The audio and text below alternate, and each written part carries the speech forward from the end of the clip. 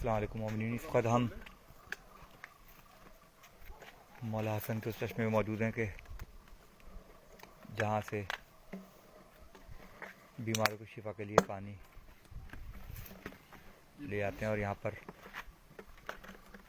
मासूम की रिवायत है कि ये जिस चश्मे पे खड़े हैं हम लोग, ये जिस्म पे लगाने के लिए और नहाने के लिए और तमाम बीमारियों से दूर होने के लिए होता है।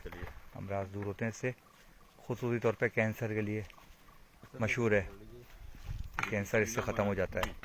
ये मासूम की हालत है और ये पानी पीने का नहीं है। अभी हम दूसरे चश्मे में जाएंगे, वो पीने का पानी है। ये देखें भर रहे हैं, बता दें, पीने की वजह से मर भी सकता है बंदा। हाँ।